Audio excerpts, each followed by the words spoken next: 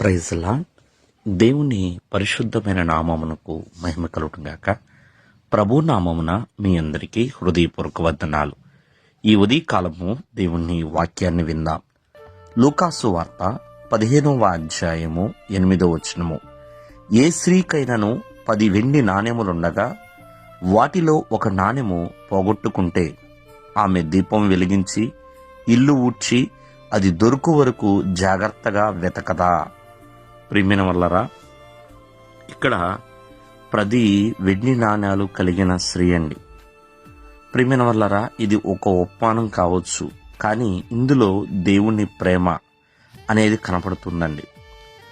మరి ఒక నాణ్యమును పోగొట్టుకుంది, మిగిలినవి 9 ఉన్నాయి కదా ఆమె అని సంతోషించలేదు.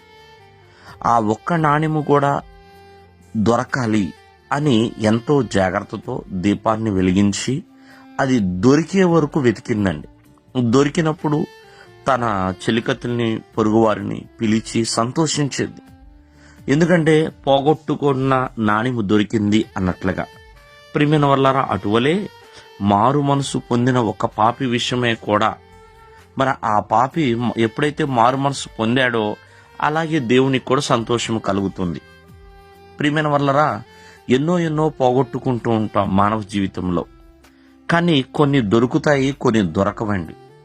అలాగే కొంతమంది సర్వాన్ని కోల్పోయే వాళ్ళు ఉన్నారు, కొంత ఆయుష్కాలాన్ని పోగొట్టుకునేవారు ఉంటారు, కొంత సమయాన్ని, కొంత ధనాన్ని, ప్రియమైన వల్లరా కొంత బలాన్ని పోగొట్టుకునేవారు కూడా ఉంటారండి. పేరు ప్రఖ్యాతులను పోగొట్టుకునేవారు ఉంటారు. కానీ అవి దొరకాలి అంటే జాగ్రత్త కావాలి. వెతికే వరకు, ప్రియమైన దొరికే వరకు వెతకాలి. అది దొరికినప్పుడే సంతోషంగా ఉంటుంది. కాబట్టి నాణెము పోగొట్టుకుంటేనే, ఒక నాణెము పోగొట్టుకుంటే అది కూడా వెండి నాణెం అండి, పోగొట్టుకుంటేనే ఆమె ఎంతో జాగ్రత్తగా వెతికింది.